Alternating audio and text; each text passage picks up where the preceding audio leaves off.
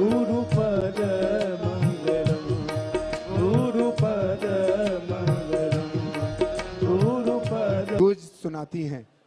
ऐसी ये पवित्र भूमि शिवपुरी है। आप सभी को बता दें कि आप सभी मनुष्य न जानिए यह तीनों नंद किशोर। बोलो वृंदावन बिहारी लाल की जय। राधे राधे जपा करो कृष्ण नाम रस। राधे राधे जपा करो कृष्ण नाम रस। राधे देती सबको शक्ति मिलेगी तुमको श्याम की भक्ति मिलेगी तुमको श्याम की भक्ति। राधे चरणों में प्रीति लगाया करो। राधे राधे हाँ राधे राधे कृष्ण नाम रस। बोल बरसाने बारी की वृंदावन बिहारी लाल की। श्री सीताराम जी महाराज की हनुमान जी महाराज की। बागेश्वर धाम की श्री खेड़ापति हनुमान जी की। बागेश्वर बालाजी की। अपने अपने मताई बाप की। नमः पार्वती पते।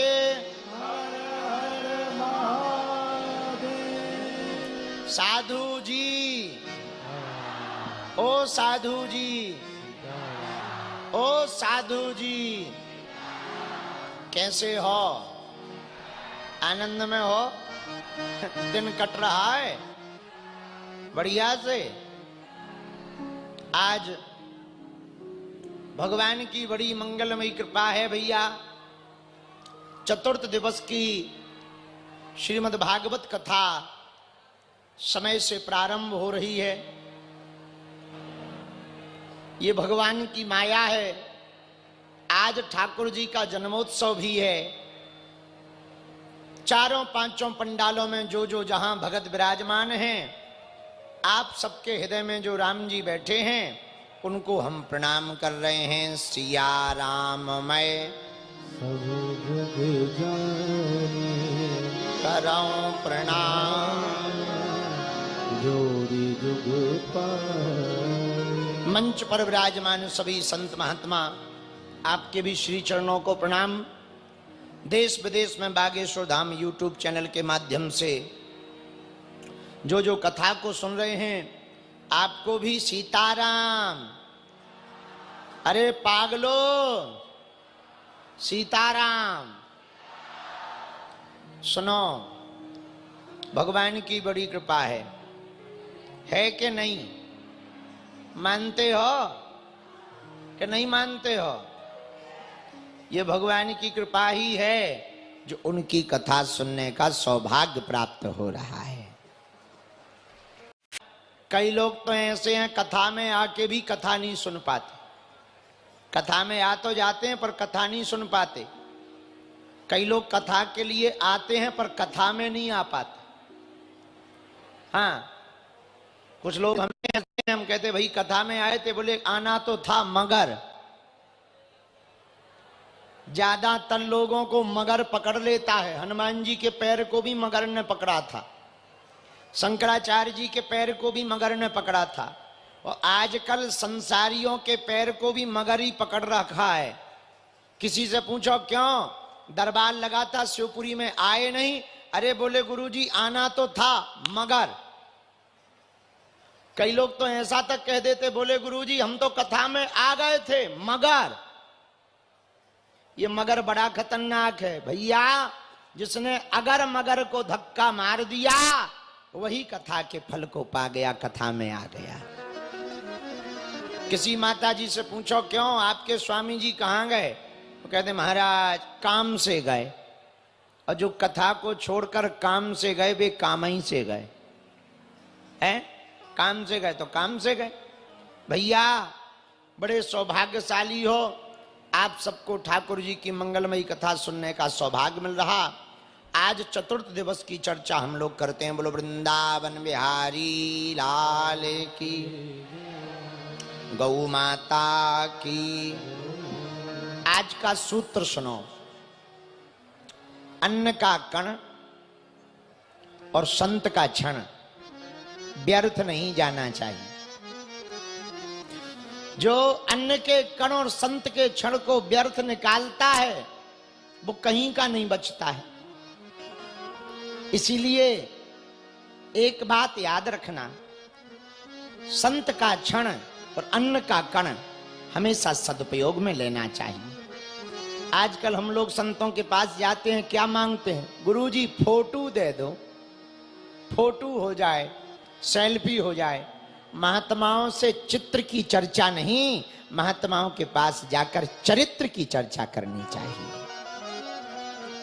उनके चरणों को पकड़कर महाराज आशीर्वाद दो, हमारी बुद्धि ठीक रहे, भजन बढ़े, भगवान की कृपा होवे। और मंदिरों में जाकर मंदिर में बैठे भगवान से भगवान के द्वारा बनाई हुए वस्तुएं मत मांगो। क्या मांगो? भगवान के द्वारा बनाई हुई वस्तुएं मांगोगे तो काम में पड़ोगे, वासना में पड़ोगे। मंदिर जाकर भगवान से भगवान को मांगोगे तो उपासना में पड़ोगे। बोलो सीताराम, जोर से बोलो। तो भगवान से क्या मांगना चाहिए? क्या मांगना चाहिए? मकान, ठटरी के बरे, हलुआ नाथ। भगवान से भगवान को मांगना चाहिए। क्या मांगना चाहिए? हाँ, बढ़िया मांग क्या है? भगवान से भगवान को ही मांग लो। पूछो क्यों? जोर से पूछो, और जोर से पूछो। जब भगवान अपने हो जाएंगे तो संसार अपने आप अपना हो जाएगा। हैं? भाई बैंक अपने बाप का हो जाए तो एटीएम की क्या आवश्यकता है? चाय गई, चिंता गई, मनुआ बेपरवाह। और जिसके अंदर चाह नहीं वही सहिंसा है। जिसकी चाह चली जाती चिंता चली जाती है। चिंता में कौन रहता है? जिसे चाह की आवश्यकता है, कुछ मिल जाए। अब जिन्हें कुछ चाहिए ही नहीं, हो गया राम राम। मिल गया तो जय बजरंग बली, नहीं मिला तो जय बजरंग बली। हमारा जैसा स्लोगन है, आओ तो वेलकम, न आओ तो भीड़ कम है। तो जो ज्यादा कामनाओं में घिरा रहता वो टेंशन में रहता, जो केवल भगवान की कृपा में जीता वो अटेंशन में रहता है। अब तुम बताओ, टेंशन में रहना कि अटेंशन में? बोलिए, टेंशन में रहना कि अटेंशन में? अटेंशन में रहना है तो मांग के पीछे मत पड़ो। मांगना ही क्या है? जो भगवान दे दे। अच्छा, कितनी मजेदार बात है। आप लोग कहते हो भगवान अंतर्यामी है। अब अंतर्यामी है तो क्या तुम्हारे मन की नहीं जानते हैं? अब जानते हैं तो फिर उन्हें बोलने की क्या जरूरत? या तो अंतर्यामी नहीं है तो कहने की क्या जरूरत? भगवान तो सब जानते हैं। इसलिए भगवान से मांगने योग्य कुछ है तो भगवान की भक्ति अथवा भगवान को ही मांग लेना चाहिए। बात समझ आ गई? लेकिन हम लोग कैसे हैं? 2.5 रुपया का दूध चढ़ा के 3 करोड़ का पर्चा पकड़ाते हैं शंकर जी को। हाँ, 2.5 रुपया का दूध चढ़ाएंगे।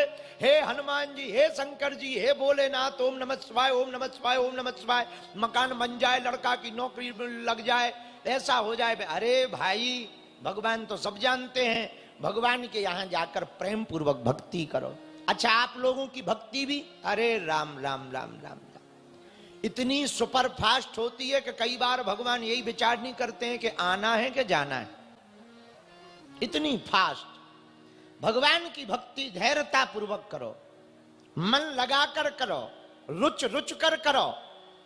जितने में मन लगे उतनी करो, क्वांटिटी से ज्यादा क्वालिटी पर काम करो। 100 लंगड़े घोड़े पालने से बेहतर है एक बढ़िया घोड़ा पालो, वरना घोड़ों की लेंदी उठाते रहोगे कोई काम नहीं आएंगे लंगड़े। हाँ, एक ठीक ठाक घोड़ा पालो, काम चलेगा। एक पकड़ो, एक ही साधें सब सधें, सब साधें सब जाएं। भाई सबको साधोगे बिगड़ जाओगे, एक को साधोगे काम बन जाएगा। एक आराध्य के उपासक रहो, एक इष्ट के उपासक रहो, एक परंपरा को मानो, एक आराध्य को ध्याओ। देखो झांसी जाना हो तो 4 रास्तों पे अलग अलग चलोगे तो क्या पहुंच पाओगे? 10 किलोमीटर इस पे चलो, फिर 20 किलोमीटर इस पर चलो, तो क्या पहुंच पाओगे? एक ही रास्ते पर जब जाओगे उसी दिशा में, तभी मंजिल पर पहुंच पाओगे। वैसे ही सफलता और भगवत प्राप्ति है, एक ही मार्ग में चलते जाओ चलते जाओ चलते जाओ, एक दिन मंजिल भी मिलेगी और परमात्मा भी प्राप्त हो। और जोर से बोलो। अब तुम कहो महाराज आप कह रहे भजन करो, तो क्या भजन करने से भगवान खाने को दे देंगे? ठटरी के बड़े तुम्हारे अंकल जी दे रहे हैं क्या? है? अरे भगवान का काम है, अजगर करे न चाकरी, पंछी करे न काम, और दास मलूका कह गई सबके दाता राम। अब बताओ अजगर नौकरी करता है क्या? है कि तुमने किसी चिड़ैया को किसी किचन में काम करते देखा? भाई किसी माताजी का नाम चिड़ैया भरना हो। हाँ, तुमने किसी अजगर को पोस्टमैन की नौकरी करते देखा? पर भूखे रहते क्या? पूरी दुनिया में कोई भूखा नहीं रहता। भगवान का सिद्धांत है, भूखा उठाते हैं सुलाते नहीं हैं, ये भगवान का काम है। हमारे दादाजी सुनाते थे, जब दंत न थे तब दूध दिए, जब दांत न थे तब दूध दिए, अब दंत भये तो को अन्न भी दे हैं, जल में थल में पशु पक्षन में सबकी सुध लेत सो तेरी भी ले हैं, जान को देते अजान को देते जहान को देते सुतो को भी दे हैं, और रे मन मूरख सोच करें क्यों, सोच करें कछु हाथ नहीं है, मारने वाला है भगवान, वाला है मारने वाला है भगवान, बचाने वाला है भगवान। अब फिर चिंता किस काम की? चिंता सबको खाते है, चिंता सबकी पीर, और जो चिंता की फाकी करे सुबह को नाम फकीर है। अब चिंता क्यों करना? किस बात की चिंता करना? सुनो एक कहानी, बहुत अच्छी बात है। एक फक्कड़ महात्मा थे, बड़े सिद्ध महात्मा, बड़े फक्कड़, महाराज जी जैसे अद्भुत महात्मा फक्कड़ थे। बीच रास्ते में लेट गए। महात्माओं का तो काम ही क्या है, जहां जो मन आए सो करना। सो गए, लेट गए सो तो ठीक है, रास्ते ही में सो गए। और तकिया क्या? हाथ की तकिया, हाथ की तकिया बनाकर बीच रास्ते में लेट गए और सो गए। उसी समय का एक राजा सम्राट वहां से निकला। मंत्रियों ने कहा, ए बाबा उठ उठ। क्यों उठे? अरे तुम्हें पता नहीं, सम्राट आ रहे हैं, सम्राट। महात्मा पड़े पड़े बोले, अभी जाके राजा को कह दो दुनिया का महाशहंशाह आराम फरमा रहा है। मंत्री का दिमाग खराब, बोले तुम शहंशाह कहां से हो गए? फटे कपड़ा पहने हुए हो, ऐसे धूल में लेटे हुए हो, रास्ते में लेटे हो, तुम कह रहे हो कि राजा से कह दो सम्राट शहंशाह अभी आराम फरमा रहा। बोले बिल्कुल, क्या बोलो। दिमाग खराब हो गया मंत्री का। जब सेना रुक गई तो राजा रुक गया, देर हो गई तो राजा नीचे उतरा, पूछा क्या बात है? मंत्री बोला, हुजूर एक पागल आदमी जमीन में लेटा है, कोई बाबा बैरागी है, महात्मा है, वो कह रहा है अपने राजा से कहो कि अभी शहंशाह आराम फरमा रहा, इंतजार करे उठने का। तो राजा ने सोचा कि ये नया कौन बन गया? शहंशाह तो हम बनने वाले थे, ये पहले ही कौन बन गया, जरा पता करो। राजा गया, कौन हो? तो महात्मा बोले तुम बता। तुम कौन हो?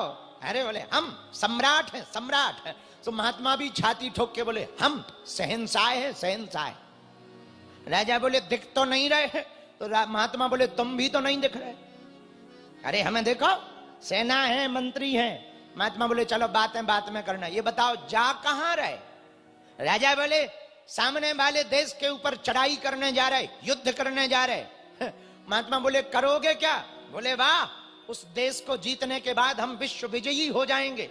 महात्मा बोले फिर क्या करोगे? बोले क्या करेंगे, हम राजा हो जाएंगे, शहंशाह, हमारे नाम की तू बोलेगी, डंका बजेगा हमारे नाम का। महात्मा बोले फिर क्या करोगे? बोले फिर क्या, हम राज का भोग भोगेंगे। महात्मा बोले फिर क्या करोगे? बोले फिर क्या, आराम के साथ सोएंगे। महात्मा ने एक थप्पड़ मारा, बोले जरूरी नहीं है दुनिया जीतने के बाद आराम से सोए, इधर देख बिना जीते हुए आराम से सो रहा हूं। हाँ, अब बता तू शहंशाह या मैं शहंशाह? तो चाह गई, चिंता गई, मनुमा बेपरवाह, और जिसके अंदर चाह नहीं वही शहंशाह। इसलिए मेरे पागलों, आज की बात नोट कर लो, जो मिल रहा वो कम नहीं है, जो नहीं मिला उसका कोई गम नहीं है, जो मिलेगा वो सिर्फ एक ख्वाब है, जो पा लिया यही लाजवाब है। इसी में आनंदित रहो, जो मिल गया इसी में प्रसन्न रहो, भगवान से भगवान को मांगो, संतों के चरण पकड़ो। आज हम जब आ रहे थे तो एक व्यक्ति हमें मिला, बोले आप गुरु भक्ति के ऊपर बड़ा जोर देते हैं, क्या बात है? हमने कहा सुनो, उन्हें तो जवाब नहीं दे पाए पर तुम्हें दे देते हैं। बहुत से लोग तुमसे भी पूछेंगे क्या होता है बाबाओं के चक्कर पड़ने में, महात्माओं के चक्कर पड़ने में, गुरुजी के चक्करों में पड़ने में क्या होता है? भक्ति जब हमको ही करनी है तो गुरुजी के चक्कर में क्यों पड़े? सुनो, यहां से चीटी को हरिद्वार भेजो, चीटी को, चिटिया छोटी सी होती है, हरिद्वार भेजो, कितने जन्म लगेंगे पहुंचने में? कई जन्म लग जाएंगे। बोलो हां या ना? अरे जोर से बोलो। शिवपुरी से चिटिया को हरिद्वार जाने में कई जन्म लग जाएंगे कि नहीं? लेकिन यदि हरिद्वार जाना हो तो क्या करे? जो हरिद्वार जा रहा हो उसके कपड़े में चिपक जाए, एक ही दिन में पहुंच जाएगी। बोलो हां या ना? पहुंच जाएगी कि नहीं?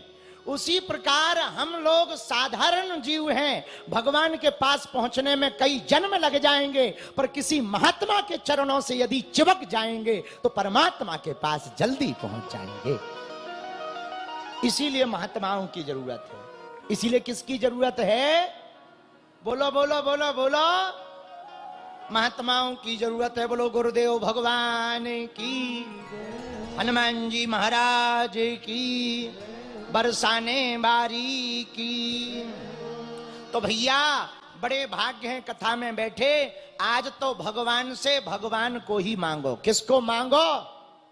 एक भजन गाओ, दोनों हाथ उठाओ, ओ कर दो बेड़ा पार। किस किस को ये भजन आता है? ओ हो।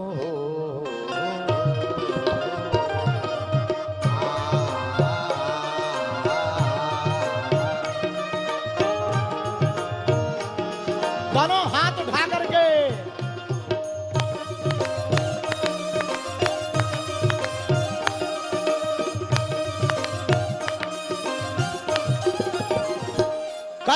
कर दो बेड़ा पार, राधे अलवेली सरकार। कर दो बेड़ा पार, राधे अलवेली सरकार। राधे अलवेली सरकार, राधे अलवेली सरकार, राधे अलवेली सरकार, राधे अलवेली सरकार। यही है बिन। हाथ उठाकर शिवपुरी के पागलो, हो।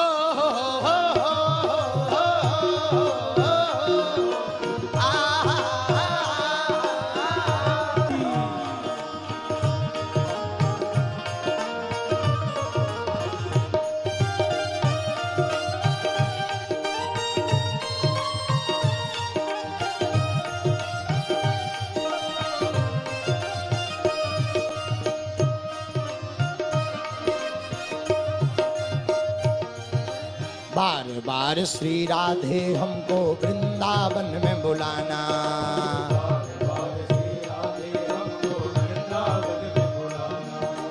बार बार श्री राधे हमको वृंदावन में बुलाना। गाओ हमको वृंदावन में बुलाना, आप भी दर्शन देना बिहारी जी से भी मिलवाना, आप भी दर्शन देना बिहारी जी से भी मिलवाना। यही है विनती हो। राधा राधा राधा राधा राधा राधा हो, राधा राधा राधा राधा राधा। आये उत्तान पादस्य सुनीति सुरुचिस्तयो, सुरुचि प्रेयसी पत्यु नेतरायत सुतो ध्रुवः। मनु महाराज की 3 बेटियों का वर्णन हुआ। आकुति, देवहूति, प्रसूति, ये 3 बेटियां हैं। पर मनु महाराज के महाराज 2 बेटा है, प्रियव्रत और उत्तानपाद। तो सबसे पहले भागवत जी में उत्तानपाद का वर्णन आया। भैया उत्तानपाद नाम के जो राजा थे उनके 2 पत्नियां थीं। बड़ी का नाम सुरुचि, बड़ी का नाम सुनीति और छोटी का नाम सुरुचि। राजा को दोनों पत्नियों में जो सुरुचि थी वो बहुत ज्यादा प्रिय थी। छोटी वाली, बड़ी वाली सुनीति शास्त्र नीति के अनुसार चलती, पर जो छोटी वाली है उनका नाम ही है सुरुचि। जो अपनी रुचि की मनमानी से चले वो सुरुचि। और ये उत्तानपाद कोई और नहीं, हम आप ही उत्तानपाद हैं। उत्तानपाद का मतलब क्या होता? उत ऊर्ध्व पादौ यस्य उत्तानपादः, जिसके पैर ऊपर की तरफ होवे। तो मां के गर्भ में सबके पैर ऊपर की तरफ होते हैं, तो हम आप सभी उत्तानपाद हैं। अच्छा, ये 2 पत्नियां हैं, सुरुचि और सुनीति, ये कौन है? बोले भैया ये 2 प्रकार की मति है। क्या है? बोलो बोलो। मति कौन कौन? शास्त्र सम्मत मति उसे कहते हैं सुमति, और शास्त्र विरुद्ध मति उसको कहते हैं कुमति। और सुमति कुमति सबके और रहे। सुमति कुमति सबके अंदर रहती है, सबके अंदर है। अच्छा, सुमति क्या है? जो शास्त्र की नीति के अनुसार जीवन जी रहा उसकी सुमति मति आगे है, और जो शास्त्र के विरुद्ध, संत के विरुद्ध, ग्रंथ के विरुद्ध जीवन जी रहा उसकी कुमति मति आगे। रावण की मति कुमति है और हनुमान जी की मति सुमति की। भक्त की मति सुमति की होती है। अच्छा, दूसरा अर्थ सुनो।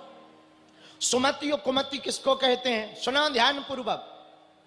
जो पत्थर में परमात्मा को देखे वो है सुमति का मालिक, और जो परमात्मा में पत्थर को देखे वो है कुमति का मालिक।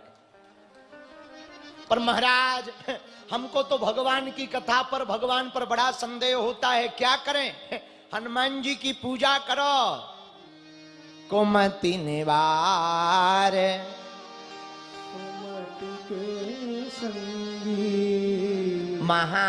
महावीर विक्रम बजरंग। तो उत ऊर्ध्व पादौ यस्य उत्तान पादः। उत्तान पाद के 2 पत्नियां, एक का नाम सुरुचि, एक का नाम सुनीति। राजा छोटी वाली से बड़ा प्रेम करता। हम लोगों का भी वही हाल है, सब अपने मन का चाहते। हाँ, शास्त्र मन का अच्छा नहीं लगता है, संत की बातें अच्छा नहीं लगती हैं। बोले जब हम सो के उठे तब ही बढ़िया हो, जब हमारा मन करे पूजा करें, ना करे तो ना करें, बढ़िया हो। इसको सुमति का मालिक नहीं कहते, कुमति का मालिक कहते। किसका मालिक? बोलो बोलो। और कुछ लोगों की मति तो शादी होने के बाद चली जाती है। जहां आई श्रीमती अपनी मति गायब। बोलो सीताराम। जोर से बोलो और जोर से बोलो। आओ, ऐसे हजारों लोग हैं जिनकी श्रीमती आने के बाद खुद की मति गायब हो जाती। हाँ, खैर शिवपुरी में ऐसे नहीं है, ये तो हम वेस्ट इंडीज की बात बता रहे हैं, क्योंकि 3 दिन अभी निकालना भी तो है हमें। हाँ, तो उत्तानपाद के राजा छोटी वाली से बड़ा प्रेम करते। सुनीति नाम की जो पत्नी थी, उनका एक बालक था जिनका नाम ध्रुव जी था। बोलो ध्रुव जी महाराज की जय हो। एक दिन वो नन्हा सा बालक ध्रुव जी महाराज खेलते खेलते पिता के आंगन में आ गया। खेलते खेलते पिता के आंगन में आया, गद्दी पर बैठ गया, फिर गोद में बैठ गया। सौतेली मां ने ध्रुव जी का हाथ पकड़ करके नीचे उतार दिया। इधर आओ, इस गद्दी पर और पिता की गोद में बैठने के, तुम राजा की गोद में बैठने के अधिकारी नहीं हो, तुम हमारी सौतेली के बेटा हो। तुम्हें इतना ही शौक है गद्दी में बैठने का और गोद पे बैठने का, तो भगवान का भजन करो। भगवान जब प्रसन्न हो जाएं तो भगवान से कहना, हमको हमारी सौतेली मां सुरुचि की कोख से जन्म दो, तभी तुम इस गद्दी पर बैठ सकते हो। ध्रुव जी तो छोटे से बालक थे, बात लग गई, रोने लगे। उन्हें तो कुछ समझ में ना आया, रोते रोते घर आ गए। मां ने कहा, क्या बात है बेटा? रोने लगे, क्या बात है? मां क्या बताएं? नहीं बोलो। कुछ बोल पाए, गला रुक गया, रोने लगे। तो सहपाठियों ने बताया, सौतेली मां ने डांटा है, ऐसा ऐसा कहा। अब देखो सुनीति क्या होती है। सुरुचि ने एक गलती की पूरी बातों में, क्या? अपनी कोख को भगवान के वरदान से बड़ा बता दिया कि तुम भगवान से वरदान मांगो, हमारी कोख से जन्म लो। ये गलती की। पर सुनीति देखना क्या अच्छाई है। ध्रुव जी की मां बोली, बेटा कोई बात नहीं, वो भी तो तुम्हारी मां है। और उसने डांट दिया, बुरा ना मानो। एक बात बोले ध्रुव? हाँ बोलो मां। जो रास्ता हम तुम्हें नहीं बता पाए, वो तुम्हारी सौतेली मां ने बता दिया। मां कौन सा रास्ता? बेटा उन्होंने कहा ना, भगवान का भजन करो। सच में बेटा, भगवान का भजन ही सार है, बाकी सब बेकार है। मां ये भगवान कहां है? मां ने कहा, वैसे तो वो सब जगह है, हरि व्यापक सर्वत्र समाना, और प्रेम ते प्रगट हो ही में। बेटा वैसे तो सब जगह है, पर यदि वन में जाकर के भजन तप करोगे तो भगवान जल्दी प्रकट हो जाएंगे। बोलो सीताराम। जोर से बोलो। ध्रुव जी बोले, बस मां आज्ञा दो, अब हम जा रहे। नन्हे से बालक को पता नहीं जाना कहाँ है, भजन क्या है, भगवान क्या है, पर माता जी की बात चित्त में चोट कर गई। इसलिए लोग हमसे कहते, महाराज बार बार कथा क्यों सुननी चाहिए? बार बार भगवान की कथा इसलिए सुननी चाहिए, कब कौन सी कथा के कौन सा भाव तुम्हारे चित्त में चोट कर जाए और भगवान की भक्ति हृदय में प्रकट हो जाए। ध्रुव जी महाराज माता जी से आज्ञा लेकर के जाने गए। पिताजी को पता लगा, मंत्रियों को भेजा, जाओ लौटा लाओ। सुनो, कह देना आधा राजपाट ले लो पर वापस लौटाओ। मंत्री गए, ध्रुव जी से बोले, महाराज हमको आपके पिताजी राजा ने भेजा है। बोलो। उन्होंने कहा, आधा राजपाट ले लो पर वापस लौटाओ। ध्रुव जी बोले, भैया 1 मिनट रुको। सोचने लगे, जब रास्ते पर चलते ही आधा राजपाट मिल रहा, जरूर इस रास्ते में ज्यादा फायदा है। भगवान के रास्ते पे चले ही हैं, अभी भगवान मिले नहीं और आधा राजपाट मिल रहा, यही रास्ता बढ़िया है। बोले, भैया पिताजी से धन्यवाद कह देना, हम तो जा रहे। मंत्री ने आके राजा को बताया। राजा ने फिर मंत्री को भेजा, नन्हा सा बालक है, समझ नहीं आता, एक काम करो उससे कह देना पूरा राजपाट ले लो पर वापस लौट आओ। मंत्री फिर आया, राजा ने कहा पूरा राजपाट ले लो। ध्रुव जी ने सोचा जब पिताजी अपना राजपाट दे रहे, हमारी सौतेली माँ के डर के कारण भी हमें सौंप रहे हैं, जरूर इसी रास्ते में फायदा है, वापस लौटने में कोई फायदा नहीं है। बोलो सीताराम। मंत्री जी को वापस कर दिया और ध्रुव जी महाराज आगे की ओर चले गए। बोलो सीताराम। रास्ते में गए तो नारद जी मिल गए। नारद जी ने सोचा चेक कर लें चेला पक्का है कि कच्चा, क्योंकि कुछ लोग ऐसे भी बाबा बनते हैं घर में भाई खटपट, सो चल बाबा के मटपट। गुरुजी ने काट दी चोटी, ले मांग खा बेटा रोटी। कुछ ऐसे भी बाबा होते हैं घर में लड़ाई हो जाए, अब तो हम बाबा बनेंगे, हरिद्वार जा रहे हैं, अब तो हम बाबा बनेंगे, बागेश्वर धाम जा रहे हैं, लौट के नहीं आएंगे। लेकिन जैसे ही रेलवे स्टेशन पे शिवपुरी की पहुंचते हैं तुरंत अपने नाती पप्पू की याद आ जाती है। अरे भाई ये लड़ाई तो होती रहेगी, बाहर में गया नाती हमारे बिना मर जाएगा, बिना सो नहीं पाएगा, बाद में लड़ लेंगे, बाद में बाबा बन जाएंगे, पहले नाती को खिला लें। बोलो सीताराम।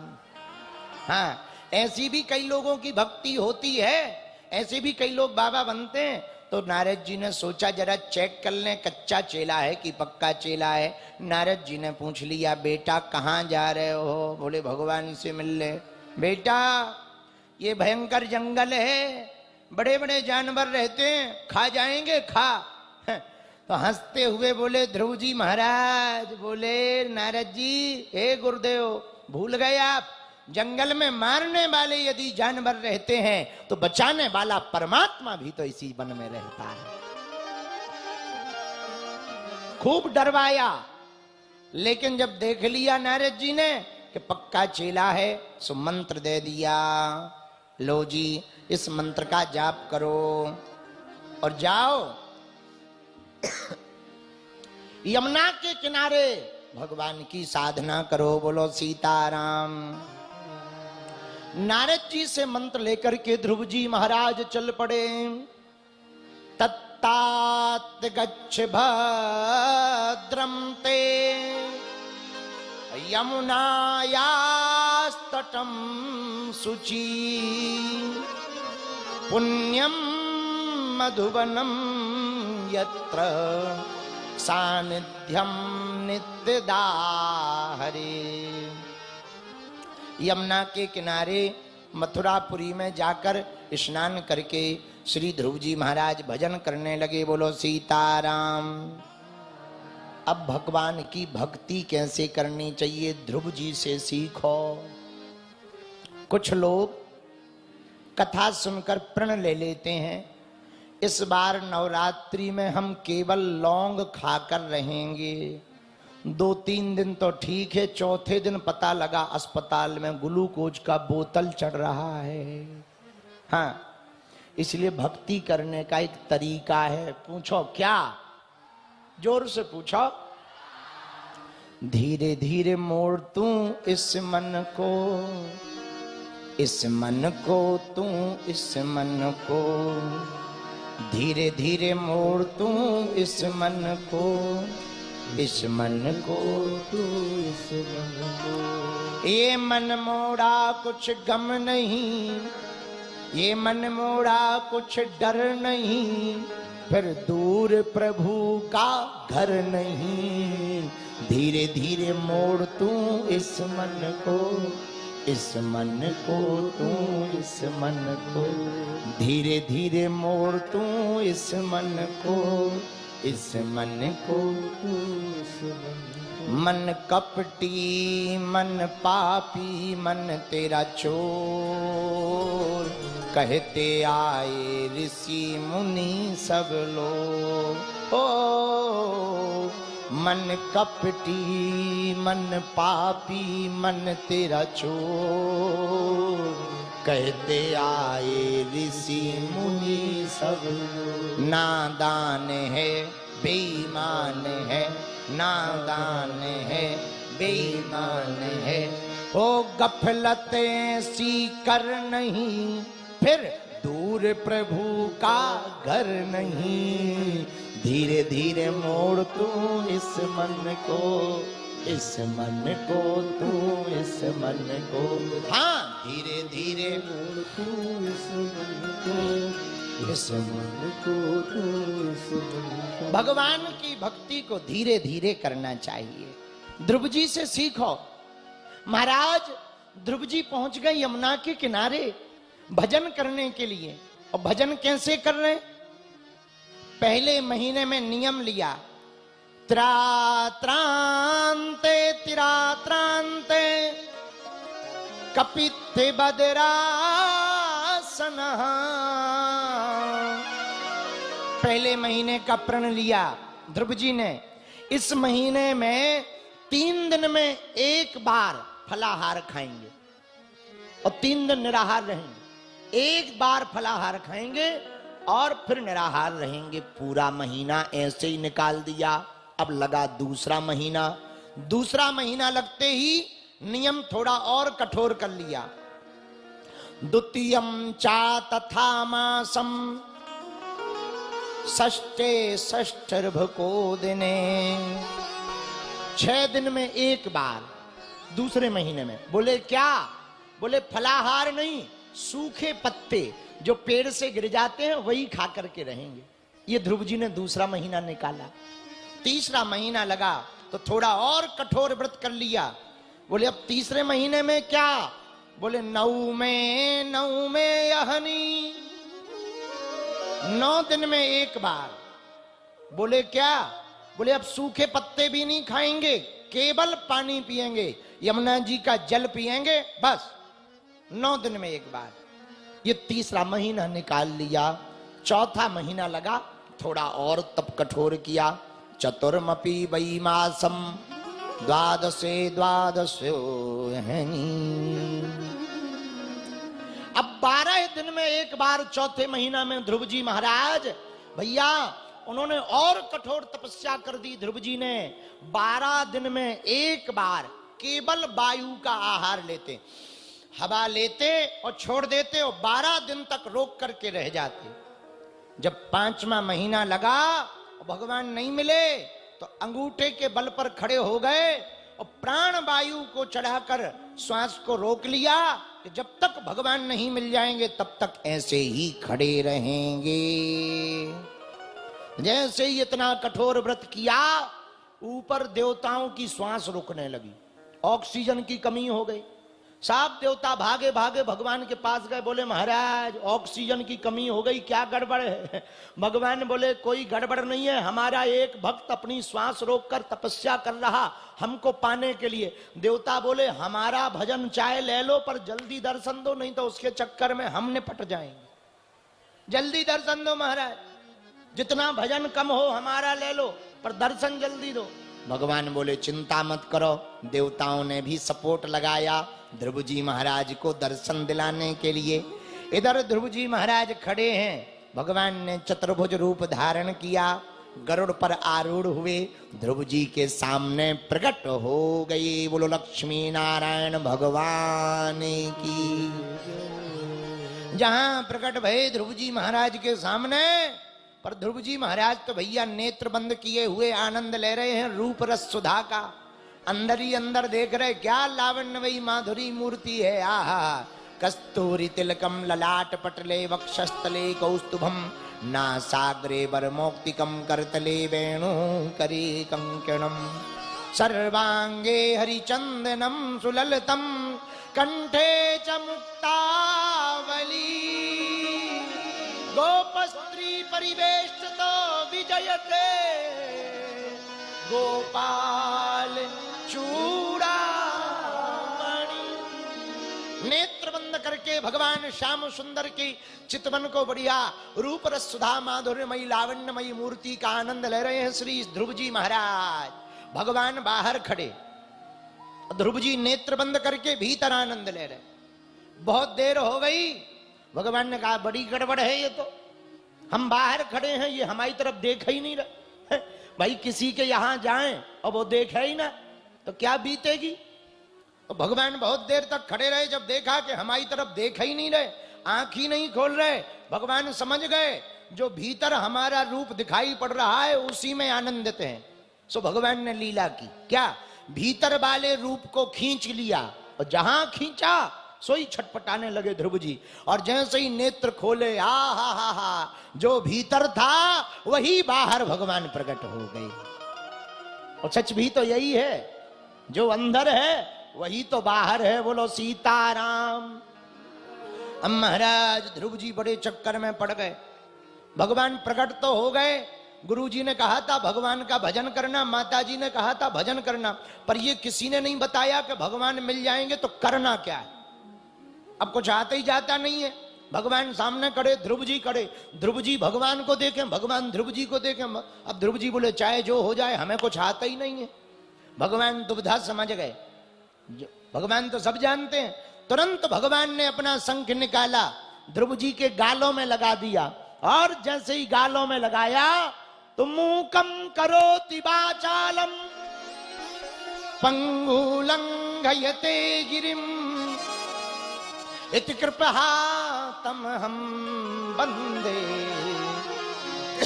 परमानंद माधवम।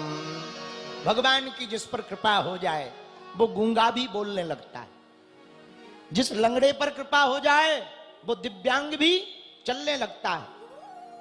मूकम करोति वाचालम पंगु लंघयते गिरम इत कृपया तम हम वंदे। जिस पर भगवान की कृपा हो जाए, आहा, वो क्या नहीं कर सकता। राम नाम के लिखने से जब पत्थर तैर सकते हैं, मेरे पागलों, मात्र राम लिखने से जब पत्थर तैर सकते हैं तो तुम राम कहने से तर भी सकते हो, हैं?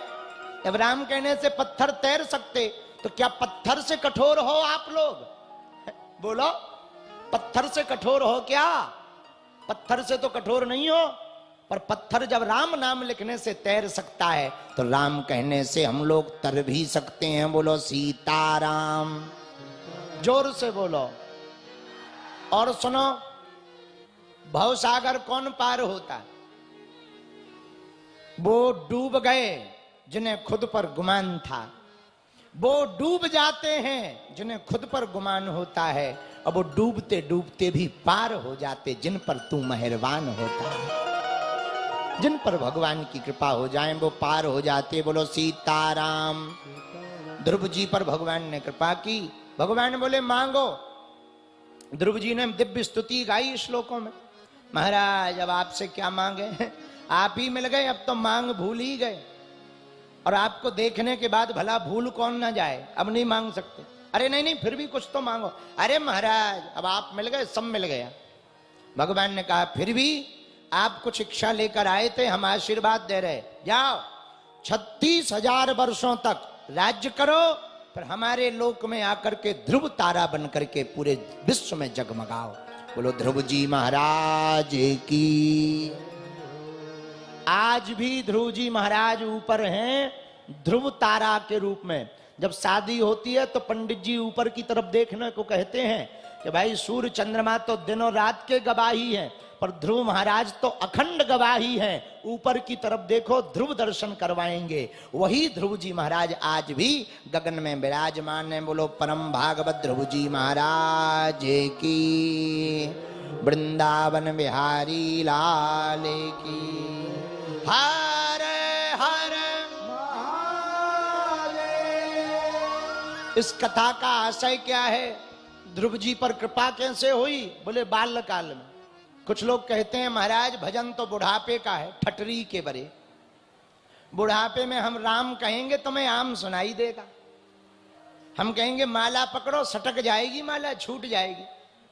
है बुढ़ापे का भजन नहीं है। जब जागो तभी सवेरा, जब जाग जाओ तब का भजन है। बुढ़ापे में तो जब इंद्रियां शिथिल हो जाती, क्या हलवा भजन होगा? हाँ, बुढ़ापे में नहीं भजन होता है। भजन तो भैया एक भजन याद आ गया, कहो तो सुनाएं। भजन कर, हाँ आता है। भजन कर मस्त जवानी में बुढ़ापा की बैठ जाओ। आगे कथा के क्रम में प्राचीन बरही की चर्चा आती है। प्राचीन बरही कर्मकांडी ब्राह्मणों को बुलाकर यज्ञ करवा रहा था, पशुओं की बलि दे रहा था। उसी समय नारद जी आ गए। नारद जी समझाने लगे, भैया जीव हिंसा नहीं करनी चाहिए। बोले महाराज ये तो लिखा हुआ है।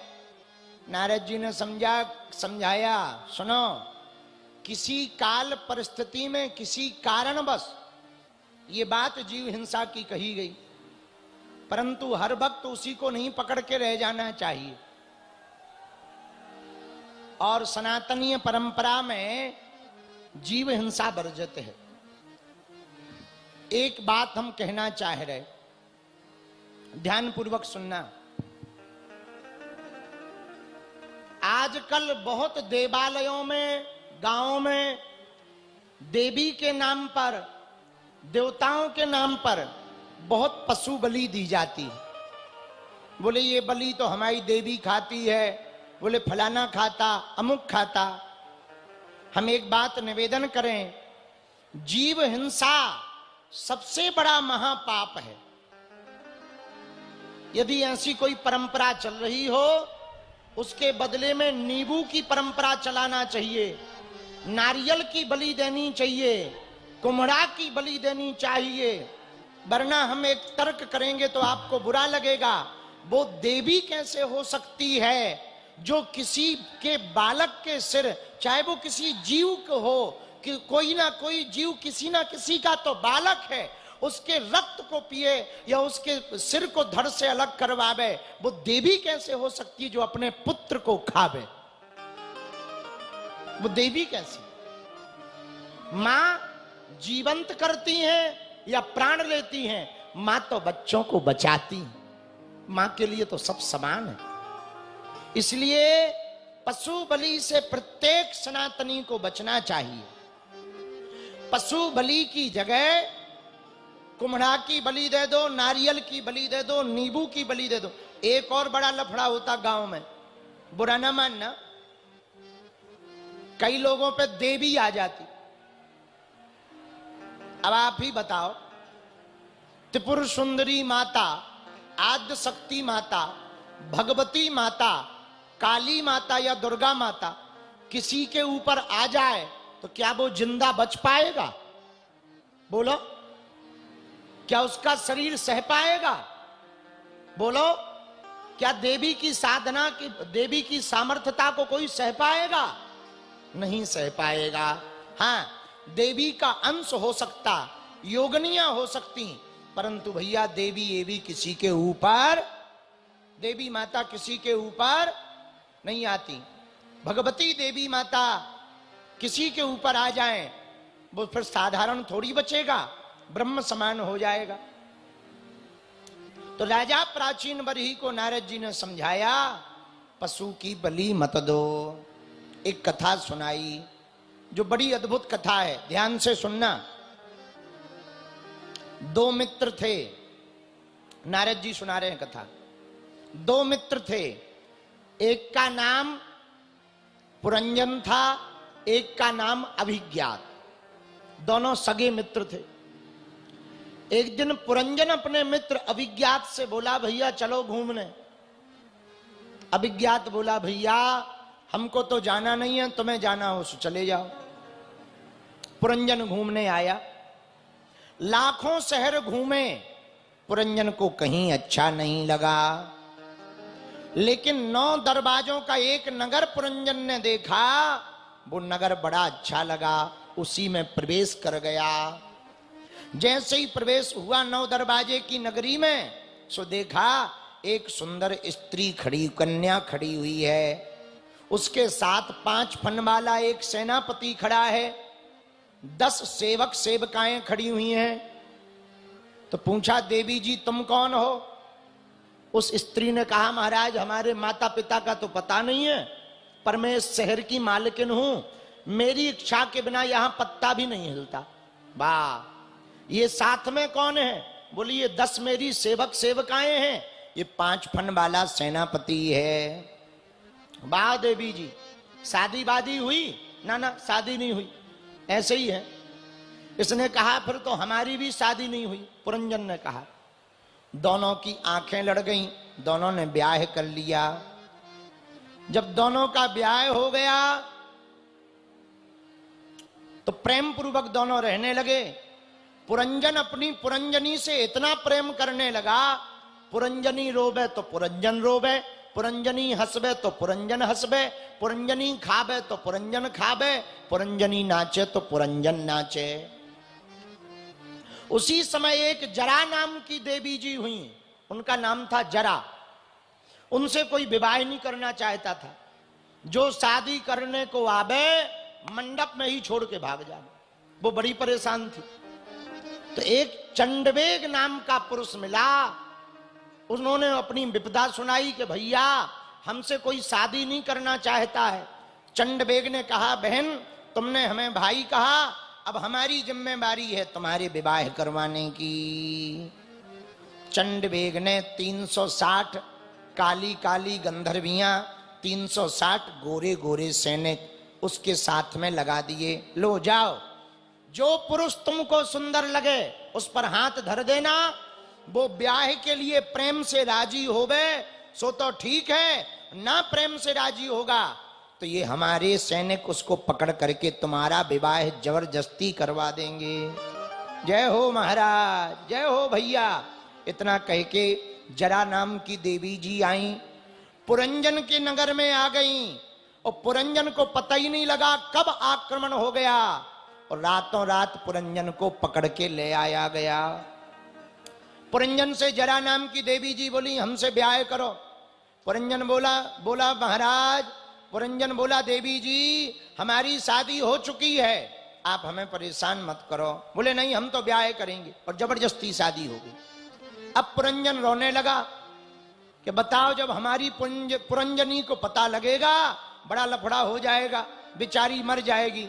सो पुरंजनी की याद में पुरंजन ने अपने प्राण त्याग दिए, मर गया। दूसरा जन्म एक ब्राह्मण कन्या के रूप में, सुंदर कन्या के रूप में हुआ। बोले क्यों? बोले अंते यामती सागति, अंत में आप जिसका चिंतन करते करते मरोगे आपका दूसरा जन्म भी वही होगा। बोलो सीताराम, जोर से बोलो। इसलिए श्रोताओं ध्यान पूर्वक सुनो, अंत समय में जिसका चिंतन करते करते मरोगे दूसरा जन्म वही होगा। इसलिए भगवान का चिंतन करते करते यदि मरेंगे तो दूसरा जन्म भगवान के भक्त के रूप में होगा। बोलो सीताराम, और जोर से बोलो। जब सुंदर कन्या बनकर ब्राह्मण बनकर पुरंजन का दूसरा जन्म हुआ, फिर हुआ क्या? आहा, एक राजा ने विवाह किया लेकिन राजा की भी मृत्यु हो गई। तो राजा के साथ सती होने के लिए तैयार हुई वो कन्या। इतने में पुरंजन के मित्र अभिज्ञात को याद आया, हमारा मित्र घूमने निकला था आज तक नहीं आया, जरा पता करें कहां है। तो वो सती होने के लिए शव को गोद में रखकर लेटे ही थी, बैठी ही थी, तब तक अभिज्ञात आ गए। अरे मित्र पुरंजन क्या कर रहे हो? तो वो कन्या ने कहा हम पुरंजन, तुम्हारी बुद्धि ठीक है, हमारा नाम पुरंजन और रंजन नहीं है, और हम तुम्हारे मित्र कहां से हुए? हमारे एक ही मित्र थे पतिदेव, वो वीर गति को प्राप्त हो गए, अब हम भी प्राण त्याग रहे। अभिज्ञात ने कहा वाह भैया, घूमने में इतने भूल गए कि हमको भी भूल गए, गजब घूमे, हमने कहा था जल्दी लौट आना, लौटे नहीं। अब उसको समझ में नहीं आवे। अभिज्ञात ने कान में जाकर पूरी बात सुनाई, कहां तुम ये नाटक कर रहे हो, शरीर छोड़ रहे हो, स्त्री बने घूम रहे हो, तुम तो हमारे शाश्वत मित्र हो, तुम्हारा नाम पुरंजन है, हमारा नाम अभिज्ञात है, तुम घूमने के लिए निकले थे। अरे महाराज सही ध्यान करवाया, सोई दोनों गले लग करके चले गए। नारद जी बोले कथा समझ में आई राजा? बोले महाराज 1% नहीं आई। बोले अब समझो। पुरंजन कौन है? पुरंजन है जीवात्मा यानी हम लोग। अभिज्ञात कौन है? अभिज्ञात है परमात्मा।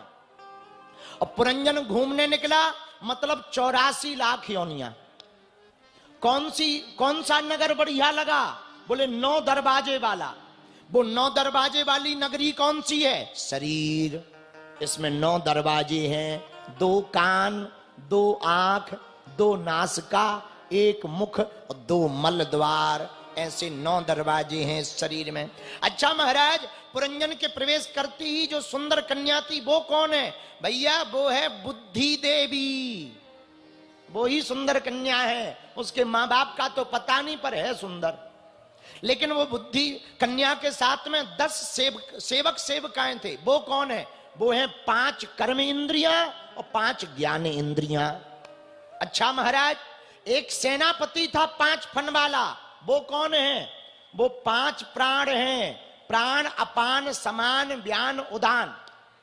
एक सेनापति है, कौन है? बोले वो है मन। और शादी कौन करता?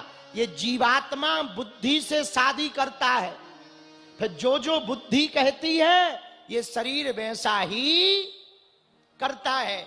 बुद्धि ने कह दिया चलो बागेश्वर महाराज की कथा हो रही, सुने आओ। सो कथा में आ गए।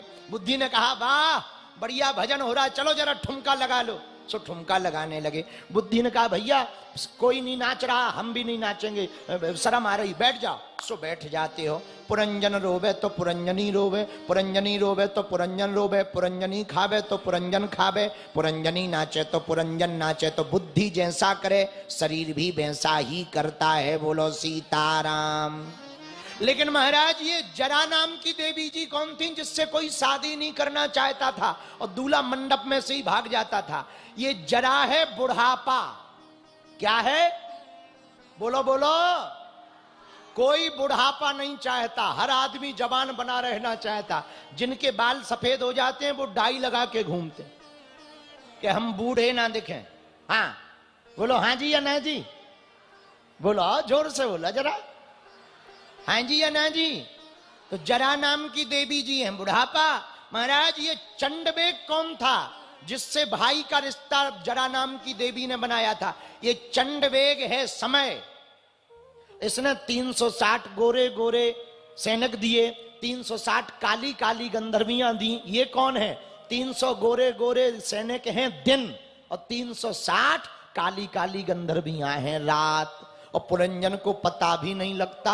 जरा नाम की देवी जी आक्रमण कर देती। शरीर को पता नहीं लगता कि कब बूढ़े हो गए और आदमी बूढ़ा हो जाता है। बोलो हाँ जी या ना जी? अरे बोलो जी। सबको अपना बर्थडे याद है कि नहीं है? बर्थडे तारीख याद है? शादी की एनिवर्सरी याद है? नौकरी किस डेट को लगी थी याद है? मकान की ओपनिंग तारीख याद है? अच्छा बूढ़े कब बहते याद है? सब कुछ याद रहता है पर बुढ़ापा कब आ जाता कोई पता नहीं है। कब आक्रमण कर देवे पता शरीर को चलता। लेकिन उसी बीच में जब कोई सिद्ध महात्मा आते हैं, नारद जी बोले राजा प्राचीन वरी सुनो, कोई सिद्ध महात्मा जिंदगी में आते हैं तब वो परिचय कराते हैं भैया ये संसार सागर तो सपना है, केवल परमात्मा ही अपना है। तब उसकी तरफ ये जीवात्मा भागता है। बोलो सीताराम। बोलो वृंदावन बिहारी लाल की जय। तो हम लोग किसके मित्र हैं? किसके मित्र हैं? बोलो भगवान के। किसके मित्र हैं?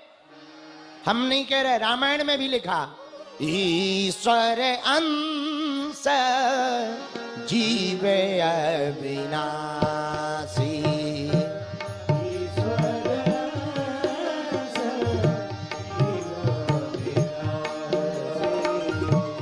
ईश्वर अंश जीव अविनाशी।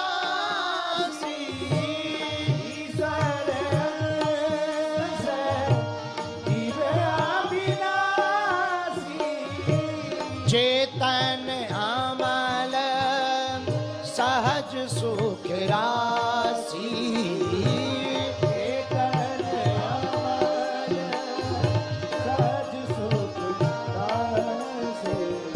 सीताराम सीताराम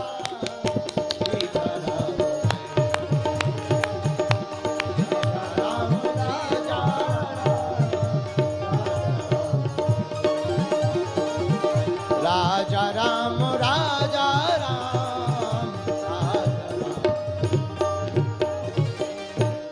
हम लोग भगवान के हैं और भगवान हम लोग भगवान के हैं और भगवान हम ये कहते तो हैं पर मानते नहीं है।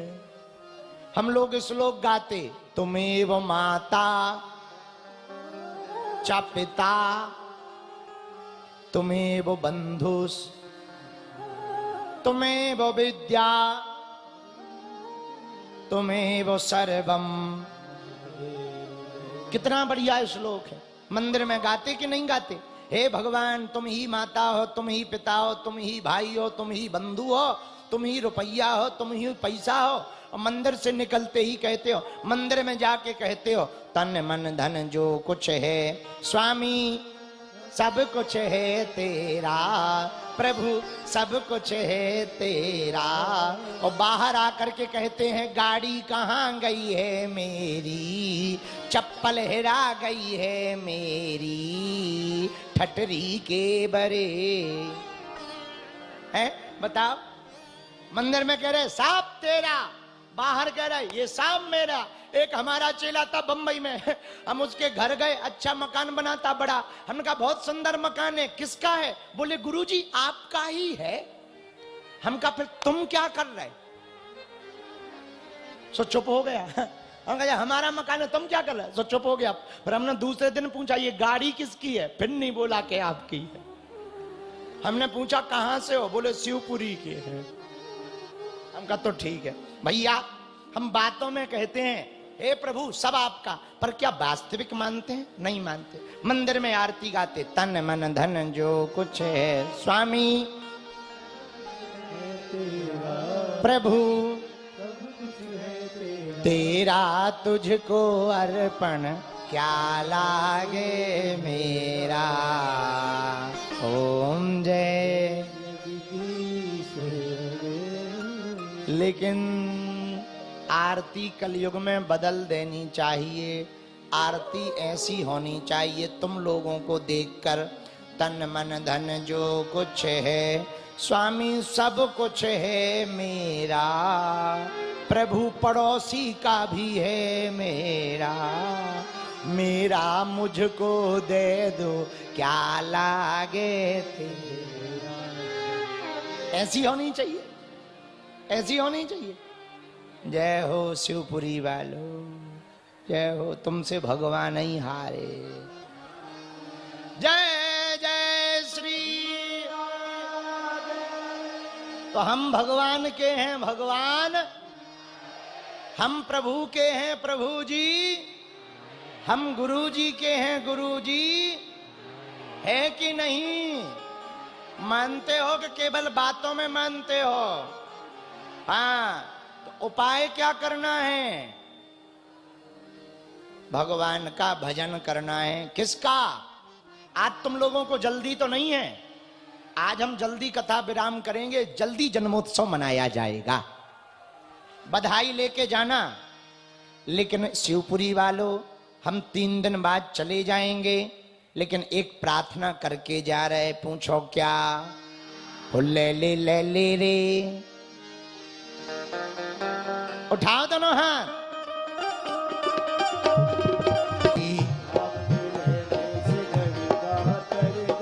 गड़ी का तर गई, हाँ गड़ी का तर गई, गड़ी का तर गई।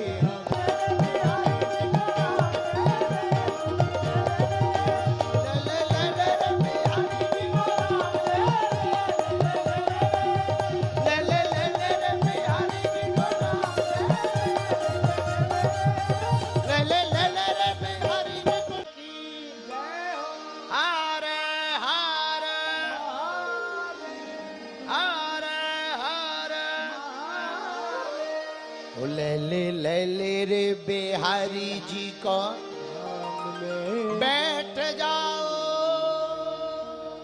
ले रे बिहारी जी को नाम ले ले ले ले ले ले ले ले ले ले रे बिहारी जी को नाम ले ले ले ले ले रे बिहारी जी को नाम, अपने ठाकुर जी को नाम, मेरे कान्हा जी को नाम, ठाकुर जी को नाम, ले ले रे बिहारी जी को नाम ले ले बोल बांके बिहारी लाल की। तो भैया पुरंजन पर कृपा हुई। आगे बड़ा अद्भुत चरित्र श्री जड़ भरत जी महाराज का आता है। मान बढ़ाई जब से आई, मान बढ़ाई जब से आई, लगन राम से छूटी, और स्वामी स्वामी सुनन लागे, सो किस्मत उनकी फूटी। मान प्रतिष्ठा बढ़ती है तो भजन कम हो जाता है। स्वामी जी स्वामी जी स्वामी जी, मान बढ़ाई जब से आई, लगन राम से छूटी, स्वामी जी सुनन लागे, सो किस्मत उनकी फूटी।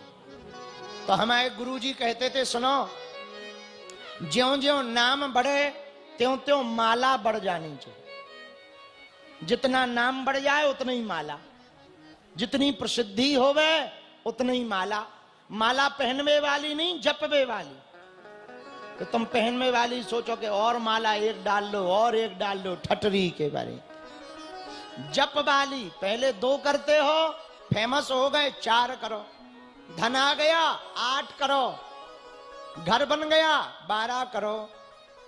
बढ़िया बढ़ाते जाओ, धीरे धीरे संसार से आसक्ति घटती जाएगी और भगवान से प्रेमासक्ति बढ़ती चली जाएगी। भगवान से प्रेम बढ़ता जाएगा। इसलिए नाम जप बहुत आवश्यक है। श्री ऋषभ देव जी महाराज प्रथम तीर्थंकर जैन परंपरा के परम वीतराग महात्मा हुए। आदिनाथ भगवान, क्या अद्भुत महिमा श्री ऋषभ देव जी महाराज की। इनके सामने सिद्धियां प्रकट हो गईं, लेकिन सिद्धियों को छुआ तक नहीं। बोले क्यों? बोले सिद्धियां तो भगवान का खिलौना है। माताएं क्या करती हैं? बच्चे को जब दूध ना पिलाना हो, काम करना हो, तो क्या करती? खिलौना पकड़ा देती, झुनझुना, ले बेटा बजा और खेल, तब तक हम अपना काम कर लेते हैं। और माताएं काम में व्यस्त हो जाती। पर कई बार बच्चा खिलौना नहीं लेता, फेंक देता, तब माताएं समझ जाती इसे खिलौने की आवश्यकता नहीं है, इसे हम मेरी ही आवश्यकता है। तो 100 काम छोड़ करके माता गोद में लेकर के स्तनपान कराने लगती, लाड़ दुलार देने लगती, ले बेटा आशीर्वाद। उसी प्रकार भक्ति के मार्ग में जब तुम चलोगे ना, तो तुमको सिद्धियां मिलेंगी, प्रसिद्धि मिलेगी, बढ़िया रबड़ी मालपुआ मिलेगा। लोग स्वामी जी का, अरे महाराज स्वामी जी, गुरु जी, अगर इनमें फंस गए तो आगे जाने से रुक गए, भजन मार्ग में तुरंत बाधा बन गई।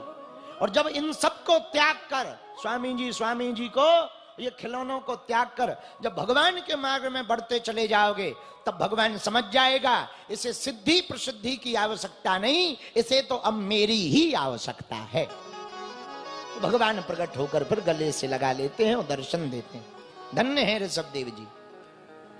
आगे ऋषभ नंदन भरत जी सम्राट बने। इनके ही नाम से हमारे देश का नाम भारत पड़ा। बड़े प्रतिभाशाली, अभूतपूर्व प्रतिभा थी इनके अंदर, नाम था भरत। और इतने भजनानंदी, इन्होंने भी भजन मार्ग चुना। इन्होंने भी विचार किया कि ये जीवन किसी काम का नहीं, तो भरत जी ने भी अपने बड़े पुत्र सुमति को राजपाट दे दिया और ठाकुर जी के श्री क्षेत्र को भजन करने को चले गए। लेकिन एक गड़बड़ हो गई। ध्यान से सुनना, ये कथा बड़े काम की कथा है। क्या गड़बड़ हुई? भरत जी जब भजन करने गए तो एक मृगा के संग ते भरत धरी मृग देह, और तुलसी उनकी कौन गति, जो घर घर करत स्नेह है। एक मृग के संग के कारण भरत जी को मृगा बनना पड़ा। पूछो कैसे? एक बार नदी में स्नान करके सूर्य अर्घ दे रहे थे। एक गर्भवती हिरनी पानी पी रही थी। आहा हा, उसी वक्त सिंह ने गर्जना की, दहाड़ मारी। उस हिरनी को लगा सिंह आ गया, खा जाएगा, तो उसने छलांग मार दी। छलांग जैसे ही मारी, सोई बीच नदी में उसका गर्भपात हो गया और हिरनी उस तरफ जाकर गिर करके मर गई। भरत जी ने सोचा अगर हमने इस बच्चे को नहीं बचाया तो ये मर जाएगा। तुरंत पानी में, नदी में कूद गए, नन्हे से शावक को, मृग के शावक को बचा लिया। आश्रम में ले आए। अब उसका कौन है, सो आश्रम में ले आए। लालन पालन करने लगे, जैसे तैसे व्यवस्था करके उसको जीवित रखा। धीरे धीरे वो मृग बड़ा हो गया। अब तो मृग भी भरत जी से प्रेम करने लगा। भरत जी भजन करने बैठे सो वहीं आकर के चाटने लगे, कभी खेल कूद करने लगे। अब भरत जी का मन मृग में लग गया, उछल कूद देखने लगे, खेल कूद देखने लगे। कभी भजन करते करते डांट देवे, बेचारा ऐसे बैठ जाए मुंह लटका के, इन्हें बड़ा बुरा लगे, बताओ कैसा बच्चा है। लेकिन एक दिन गड़बड़ हो गई। क्या? अपने सजातीय पशुओं के साथ वो मृग कहीं जंगल में चला गया। पूरी रात खोजते रहे, जब नहीं मिला तो मृग की याद में प्राणों को त्याग दिया। बोलो सीताराम। और परिणाम, दूसरा जन्म भरत जी को मृग बनना पड़ा। क्यों? मृग का चिंतन करते करते मरे तो दूसरा जन्म मृग का होना पड़ा। जो जिसका चिंतन करते करते मरेगा, दूसरा जन्म वैसा ही लेगा। यदि तुम भगवान का भजन करते करते मरोगे तो दूसरा जन्म भगवान के भक्त के रूप में होगा। लेकिन आजकल तो एक और लफड़ा है। पूछो क्या क्या लफड़ा है? आजकल लोग गौ माता नहीं पालते, कुत्ते पालते और कुत्तों को बेड में सुलाते, कुत्तों के साथ सोते। हमें बड़ी टेंशन होती, कुत्तों से नहीं होती, कुत्ते पना लोगों से होती। क्या? कि ये जो कुत्तों के साथ रहते, कुत्तों के साथ सोते, कुत्तों के साथ खाते, कहीं ये धोखे से कुत्तों के साथ रहते रहते मर गए तो ये भी।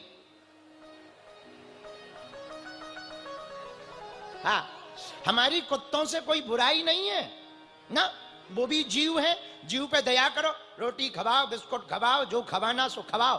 पर भैया देखो,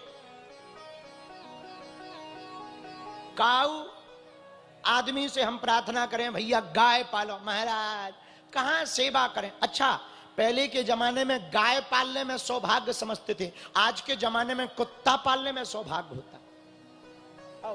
पहले दरवाजों पर लिखा रहता था अतिथि देवो भवः, दरवाजे पर लिखा रहता था श्री गणेशाय नमः, दरवाजे पर लिखा रहता था यहां से निकले जो नर नारी सबको सीता राम हमारी। फिर दरवाजे पर लिखने लगा शुभ लाभ। फिर अंग्रेजी का जमाना आया सो लिखने लगा वेलकम। अब आजकल लिखा जाता कुत्तों से सावधान। समझ में ही नहीं आता कि एक ही कुत्ता है कि सभी। आओ आओ आओ आओ। और ऐसे ऐसे कुत्ते चल गए, भगवान ही बचाए, कोई कुत्ता हमारी कथा ना सुन रहा हो। बड़ी आफत हो जाए। खैर सुन ले, कथा तो सुननी चाहिए, उसका भी कल्याण हो जाए। एक अमीर सेठ के घर पे हम गए दिल्ली में, बड़ा अमीर आदमी था। तो दरवाजे पे जैसे ही गाड़ी गई, बड़े बड़े कुत्ते भंग भंग करे। हम गाड़ी में ही बैठ गए, हमका चेला हम नहीं उतर रहे। अरे बोले गुरुजी उतरो। अरे हम कहा कुत्ते खड़े हैं, कहीं देख लें कि यही बाबा है प्रवचनों में हमारी बुराई करता है। अब आफत हो जाए, इतना भारी मुंह है कि एक ही बार में हमारी चटनी बना देगा। अरे बोले महाराज वो काटेंगे नहीं। उतरो उतरो। हम जब नीचे उतरे, जजमान की नजर हम पर, हमारी नजर कुत्ते पर। आरती हुई, अंदर गए। हमने सोचा कुत्ते ही हैं, बेचारे जीव हैं, बैठो बैठो बैठो बैठो बैठो। छोटे छोटे कुत्ते थे, बड़े बड़े कुत्ते थे, ऐसे वैरायटी के कुत्ते चल गए, भगवान नहीं बचाए। हम तो गांव के आदमी, पढ़े लिखे तो हमें नहीं ज्यादा, जैसे है वैसे ही है। हनुमान जी का नाम लेते रहते। एक बिस्कुट रखी थी, हमने बिस्कुट उठाई, छोटा सा कुत्ता था, बिल्ली जैसा, सफेद बड़े बड़े बाल, हमें दिखने में सुंदर लगा। हमने कहा कोई बात नहीं, जीव है। हम कहा लो लो लो, खा लो खा लो। तो जजमान आया, 5 मिनट तक उसने नहीं खाया। जजमान बोला गुरुजी ये तो बैक साइड है, मुंह तो इस तरफ है।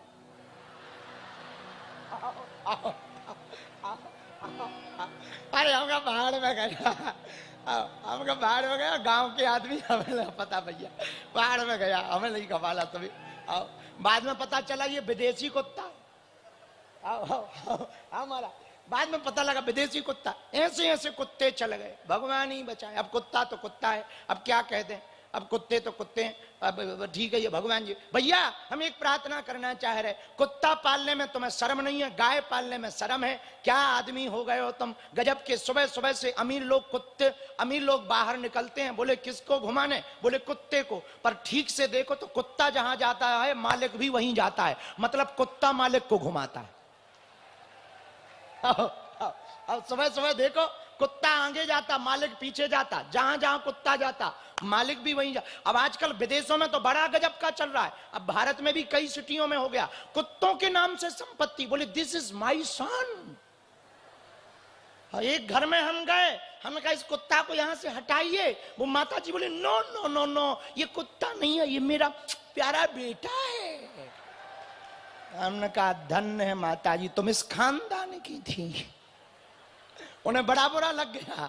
हम सही कह रहे हैं, अरे भाई, अरे कुत्ता भी बेटा हो सकता, ठीक है, जीव है, जीव पर दया करो, लेकिन अब इतनी भी बात नहीं होनी चाहिए। लेकिन मनुष्य बड़ा विचित्र है, कुत्तों से प्रेम करता, गाय से प्रेम नहीं करता। हम प्रार्थना करना चाहते हैं, हमारे सनातन धर्म में गौ रक्षक, गौ सेवक अपने प्राणों की बाजी लगा करके गाय माता को बचाते हैं। भारत को विश्व गुरु बनाना है, भारत को हिंदू राष्ट्र बनाना है, तो पहले गाय माता को राष्ट्र माता बनाना पड़ेगा। और गौशाला नहीं हो पाए, एक हिंदू एक गाय। सनातनी परिवार जब तक गौ माता की सेवा नहीं करेगा तब तक भैया सनातनीय परंपरा नहीं बचेगी। भरोसे से कह रहे, जिसको हम मां कहते हैं वो सड़कों पर बैठी है, इसलिए हमारी प्रार्थना है गाय माता के प्रति अपनी निष्ठा रखो। एक मृगा के संग ते भरत धरी मृग दे, और तुलसी उनकी कौन गति, जो घर घर करत सने। एक मृग के प्रेम के कारण भरत जी को मृग बनना पड़ा। क्या बनना पड़ा, बोलो बोलो, मृग बनना पड़ा। क्यों? क्योंकि मृग से अंत समय ममत्व जुड़ गया। हारिए ना हिम्मत, विसारिए न राम, है? इसीलिए मेरे प्रिय जनों, महात्मा क्या कहते, तुलसीदास जी, जन्म जन्म मुनि जतन करानी,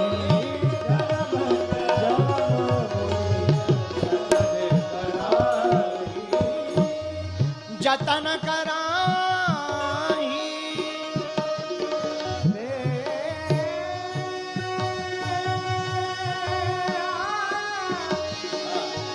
जन्म मुनि जतन कराही, अंत राम कही आवत नाही।